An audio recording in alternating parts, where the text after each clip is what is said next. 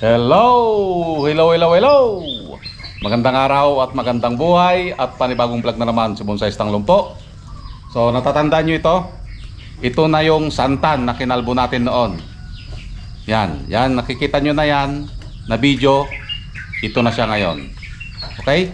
So tinubuan na ng mga dahon, pero may mga patay na sanga katulad nito. Yan o, hindi nakayanan yung init noon.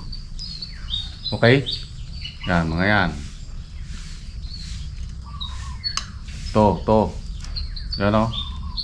Hindi nakayanan. Okay? So, gagawa natin ng paraan para mapilapan yung ito. Yan o. Okay, antayin natin ito na tumubo pa. Okay? Katulad din dito. Mayroon. So, sobrang init noon. Hindi niya nakayanan. Okay? So ang gagawin natin ngayon dito para lumakas yung mga nandito sa dulo. Okay, patayin natin itong mga nandito sa loob. Nakikita nyo dito oh. Ayan oh. Punong-puno na.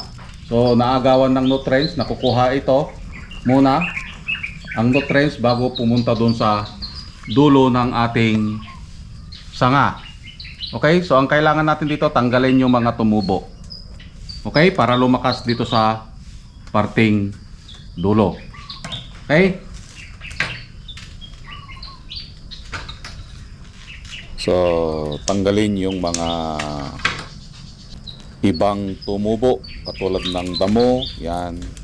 Yung mga sanga na tinubuan sa parting baba. Tulad ng mga tinatanggal natin, kailangan nating tanggalin yan para yung ating halaman makapag-focus doon siya sa dulo. Okay? Dahil labis na nasaktan ang ating halaman. Agoy. Labis na hindi nakayanan yung init ng panahon nun. Okay? So punong-puno na ng sanga sa parting loob. So para lumakas ang ating halaman, magbawas tayo ng kanyang pinapakain. Okay? Para makapag-focus siya sa mga main branch. Yan. So hindi lang isa, hindi lang dalawa, hindi tatlo ang ating matatanggal dyan. Dahil makapal masyado yung mga tumubong mga sanga sa parting loob ng ating halaman. Yan, katulad niya no. Nandyan lang sa pinakapuno. Okay? So nakita nyo naman kanina yung ipinakita natin na may mga namatay na sanga sa part ng ating halamang bonsai. Itong ating bonsai na santan, ito ay naisali natin sa show itong nakaraan. So ito yung may bulaklak noon na one-sided. So halos kalahati lang yung may bulaklak noon, pero nakakuha ito ng bronze award. Okay? So katulad niyan, kailangan nating tanggalin yan para lumakas ang mga main branch. Okay? Wala din kasing silbi yon yung mga ano na yon, yung mga dahon na yon. Isa pa yan sa magpapahirap sa ating halaman. So para makarecover kaagad, ating tanggalin. Yan o. Makikita nyo yung ating pinagtanggalan, masyado ng marami. Okay, marami pa yan na makukuha sa parting loob. Okay, para malinisan na rin yung kanyang sanga. Yan, katulad niyan yung mga singit-singit na yan, yung mga nandyan sa singit. Shout out sa mga mahilig sa singit yan. Para silang mga tumubong halaman na santan. Ayan o, tanggal. O yun, kailangan nating tanggalin yun. Okay? So makikita nyo healthy ang ating halamang bonsai. Hindi siya naninilaw. Katulad nga ng sinabi ko, lagyan nyo ng kamyas, bunga ng kamyas sa ilalim nun para maiwasan yung paninilaw ng ating dahon ng santan. Kasi once na nanilaw ang dahon ng santan, ibig sabihin kulang sa iron. Okay? kulang siya sa acid dahil ang ating halamang bonsai na santan ay napaka-acidic ito.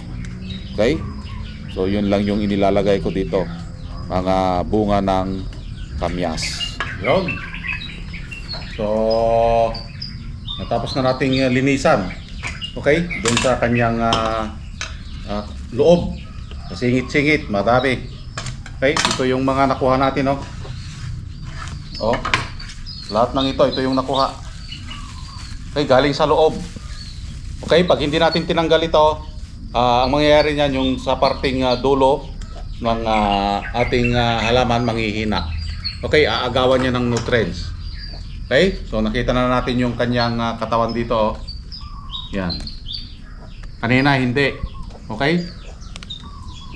So, antayin na lang natin ito na lumaki pa yung mga ibang tumubong sanga dahil namatayan tayo ng ibang mga sanga dahil hindi nakayanan yung init noon. Okay?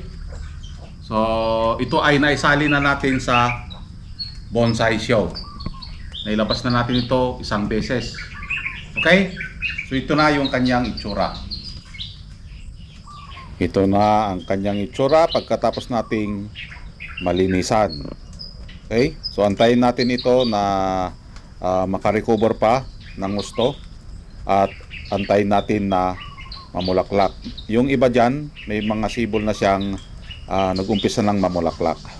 At hintayin natin ulit ito na mag-bloom. Yun! So, yun ang kanyang kabuuan. Okay? At maraming salamat at nakarating na naman tayo sa dulo ng aking video. Hanggang sa muli. Bye-bye!